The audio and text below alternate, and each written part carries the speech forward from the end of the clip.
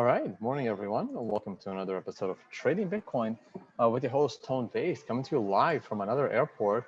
I am leaving Athens about a week earlier than initially planned. Wanted to stick around, see some sights, but work calls. So I am on my way to Amsterdam. I have to. I probably won't have time to hang out in Amsterdam. I just got a bunch of meetings having to do with the notification service because that's got to get launched. And right now it's just inefficient through a Telegram group, and lots of work to be done. So that's where I am headed. I'm at the lounge. Airplane starts boarding in about 5 minutes. So let's get to it. Going straight into the price. Not going to waste any time today. And here we go with the weekly chart. The week, I believe, is almost over. Is today Sunday? Today is Sunday. Today is Sunday, November 3rd. Totally missed Halloween. I saw some people walking around in costumes. And this is not a very good looking candle. You just saw it dip down a little bit. We had a monster candle here, but here's the thing, right? This monster candle came off like a blow off bottom. And this shadow at the top is not what you want to see. Now, this is very different than the big massive candle we had back in April. And it's pretty different than the massive candle we had the week of May 6th. Even though the shadow at the top is similar to the week of May 6th candle, the big difference is that that candle was a breakout off consolidation. This is a little bit different, and I am still skeptical. I'm still skeptical that the bottom is in. Now, chances that the bottom is in are high, but I'm still a little bit skeptical. Is that my flight? Nope, not my flight. I'm still a little bit skeptical. I need to see follow through. I do not have a green 2 above a green 1. So that means this was a red line, so that's a short trade. So that means for me to be comfortable with a bullish trade in Bitcoin on a long-term scale, I would need us to break that line next week, okay? I would need to see a break of this week's high, not last week's high, but this week's high. This week's high is $9,950. So I would need to see that broken, and we can round that up to 10,000. So I would need to see pretty much 10,000 broken next week in order to be bullish in the world of Bitcoin. So it's a lot closer than I've been at any other time in the last 3 months. But it is what it is. This was a 9, it was a price flip, and now we're waiting. The daily chart, the daily chart is not looking good. This was a red 1, and this is now a red 2 trading below the red 1. However, we are still above the 200-day moving average. So even though the sequential is telling you to short, the moving averages are not telling you to short, and therefore I will be patient and I will wait. Also, we have not yet broken the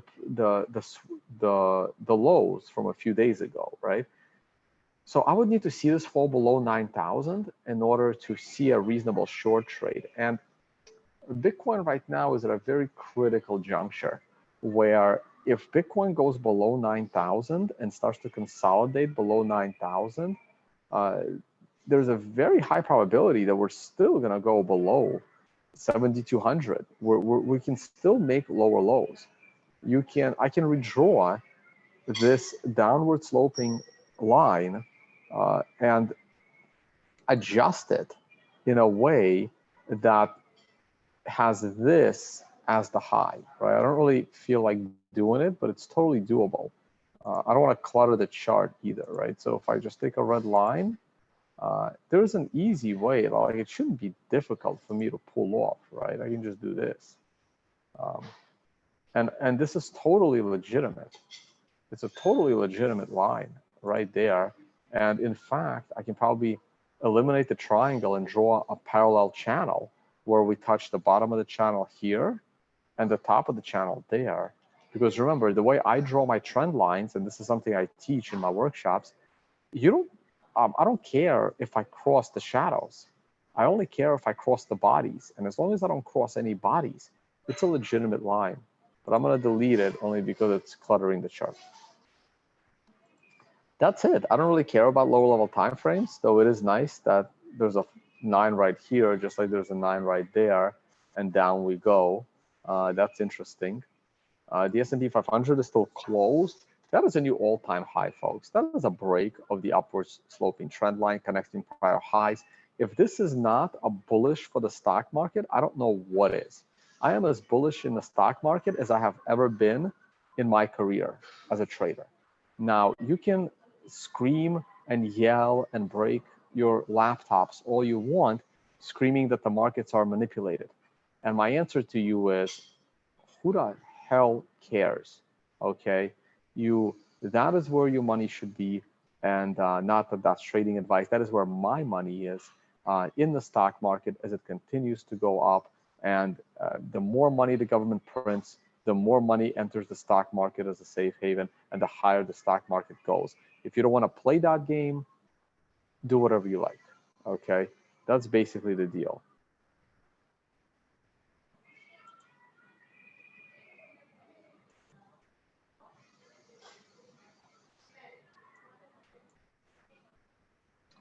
Ooh, ooh. I don't know. Maybe this stock could go to 0. If I was to take a shot at it, maybe I'll do it in a couple of days. Anyway, I gotta get to my flight. If you guys like this free content, please check out the affiliate section of tonebase.com. This is how you can support my channel without actually paying anything. This is the beauty of affiliate codes, where you yourself can get discounts as much as 50%, while the company itself, in some cases, throws a little kickback. This costs you nothing, and it's the simplest way to support the work of your favorite content creators. I'll glance at gold, not very interesting. It is on a sequential 13, and that's about it. I'm still waiting for Bcash to totally die, and I don't even think I have the chart anymore. These shit coins are really irrelevant. All right, guys, I am off to catch my next flight, and I will see you all on the next one. Bye, folks. Later.